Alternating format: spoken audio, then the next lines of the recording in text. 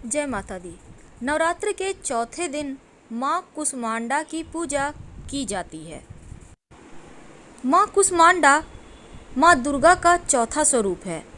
पौराणिक मान्यताओं के अनुसार देवी कुष्मांडा ने ही इस सृष्टि की रचना की थी। इसी के चलते इन्हें सृष्टि की आदि स्वरूपा और आदि शक्ति भी कहा जाता है।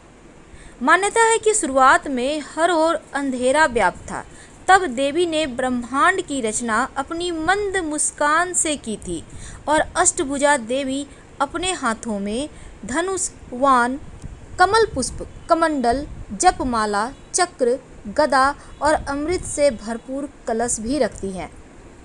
तो माँ कुष्मांडा को ऐसा क्या अर्पित करें कि माँ की कृपा बरसती रहे, और अपनी मनोकामनाओं की पूर्ति के लिए क्या करें। पौराणिक मान्यता के अनुसार कुष्मांडा का मतलब है कुम्हड़ा।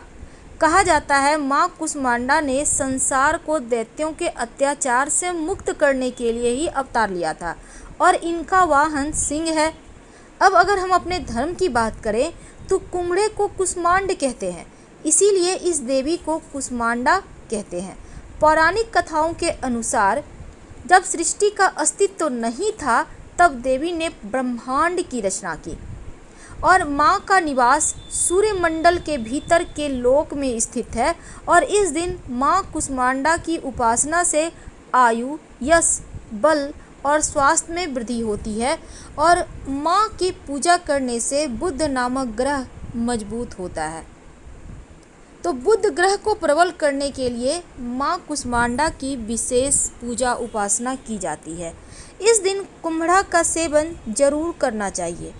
कुम्हड़ा खाने से आर्थिक स्थिति अच्छी रहती है, स्वास्थ्य अच्छा रहता है और पूरे साल आपको कभी किसी चीज़ की कमी नहीं होती। तो आप एक पीस ही सही पर कुम्हड़ा खाइएगा जरूर, सब्जी बनाकर। अब इस दिन चूँकि बुध नामक ग्रह को प्रबल करने के लिए प्रयोग किए जाते हैं, तो आप हरा वस्त्र धारण कर ही माँ की पूजा करें। माँ को पूजा के समय हरी इलायची और हरा सौंफ अर्पित करें।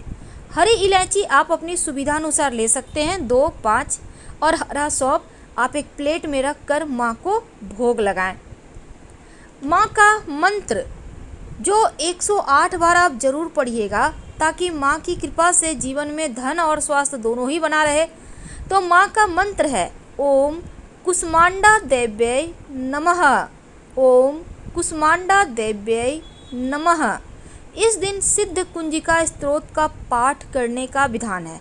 आप हिंदी में चाहें तो हिंदी में या संस्कृत में चाहें तो संस्कृत में पाठ भी कर सकते हैं और सुन भी सकते हैं।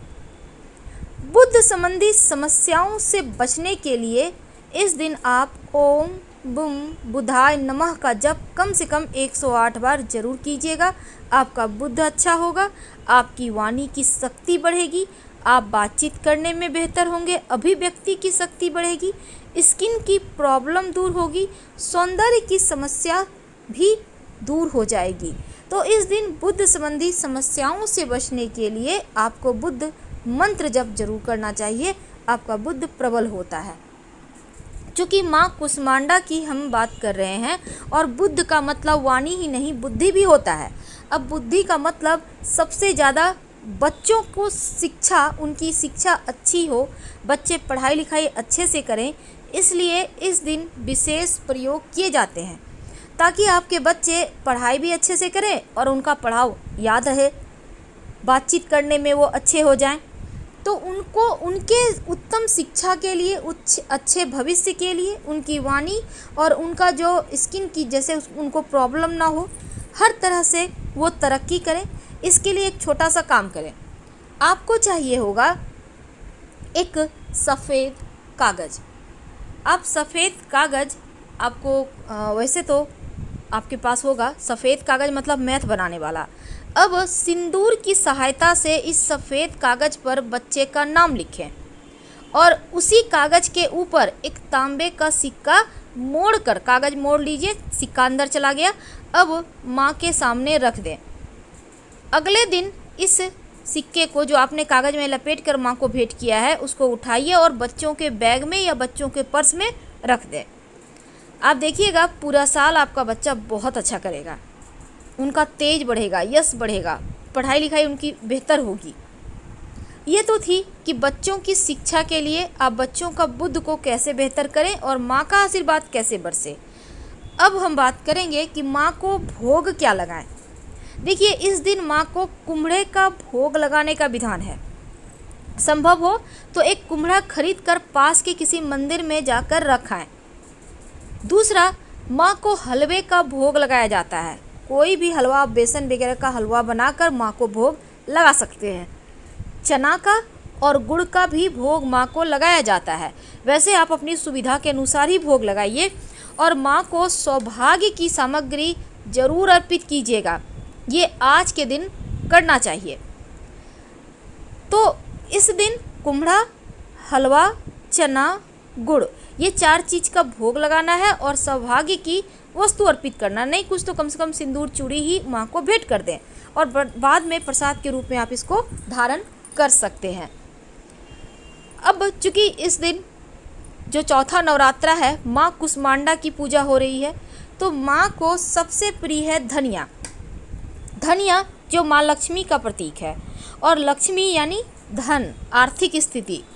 तो धनिया की पंजीरी का भोग माँ को ज़रूर आप लगाइए। आप घर में आराम से बना सकते हैं। धनिया को हल्का सा घी में भून लें, दरदरा कर लें, उसमें मिश्री या चीनी मिला दें और थोड़ा सा ड्राई फ्रूट वगैरह डाल सकते हैं। सिंपल तरीके से आप बनाकर और माँ को भोग लगाएं और पूरे परिवार के साथ इस पंजीरे को खाएं। फिर देखिएगा कैसे जीवन में चमत्कार होता है, लक्ष्मी की कृपा बरसती है। इस दिन आप एक छोटा सा प्रयोग कीजिए जो आपके मान सम्मान यश को बढ़ाएगा, आपका जो खुशियां हैं वो बढ़ाएगा।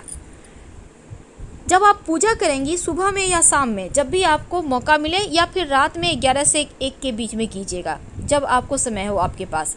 आप कम से कम 5 हरी इलायची माँ को भेंट कर दें और इसको उठाकर अपने पास रखें और प्रसाद के रूप में आप सुबह में 1-2 दाने इलायची के निकाल कर खाते रहें।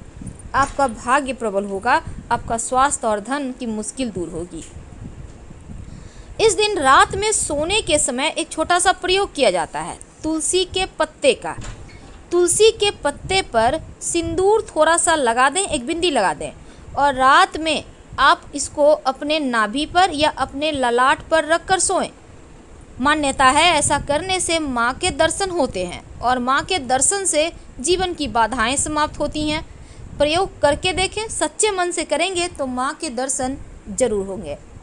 अब अंत में एक छोटा सा प्रयोग जो आपके जीवन के हर परेशानी को दूर करेगा। आपकी जितनी उम्र है उतना ही हरी इलायची ले लीजिए। जितनी उम्र है आपकी उतना ही हरी इलायची लें। अब इसको आप सामने में रखें। जब पूजा करेंगे उस समय ओम बुम बुधाय नमः बोलिए और 1 इलायची माँ को भेंट करें। इस तरह से आप ओम बुम बुधाय नमः बोलते हुए अपनी उम्र के बराबर जितनी भी इलायची आपने रखा है सारी इलायची माँ को भेंट कर दें और फिर अगले दिन इन सारी इलायची को एकत्र करके हरे कपड़े में बांधकर पूरे साल के लिए अपने पास रख लें। आपका बुद्धि प्रबल हो जाएगा और पूरे साल आपको रखना है। अगले साल अगर सब कुछ ठीक है, अच्छा है, तो आप उसको खा सकते हैं। अगर वो ख़राब हो गया है तब बहते हुए जल में प्रवाहित कर दीजिएगा या फिर कहीं मिट्टी में दबा दीजिएगा। आपका भाग्य मजबूत होगा। अगर कुंडली में कैसा भी दोष होगा तो वो समाप्त हो जाएगा। माँ की आराधना और चंचल और पवित्र मन से नवरात्र के चौथे दिन अगर करें तो भक्तों के रोग शोक दूर हो जाते हैं, उनका नाश होता है और आयु, यश, बल, आरोग्य प्राप्त होता है। देवी अत्यल्प सेवा और भक्ति से ही प्रसन्न होकर आशीर्वाद देती हैं और सच्चे मन से पूजा करने वालों को सुगमता से पद प्राप्त हो जाता है। अगर विधि विधान से माँ की पूजा करें तो कम समय में ही कृपा का सूक्ष्म आभास अनुभव होने लगेगा। तो माँ जो हैं कुष्मांडा देवी आधियों व्याधियों से मुक्त करती हैं, सुख समृद्धि उन्नति प्रदान करती हैं और इस देवी की उपासना में भक्तों को सदैव इनकी उपासना करने के लिए तत्पर रहना चाहिए तन मन धन से। तो हम आपसे विदा लेते हैं। हर हर महादेव। जानकारी अच्छी लगे तो लाइक कर सब्सक्राइब जरूर करें, अपनों से शेयर करें और कमेंट में हर हर महादेव जरूर लिखें।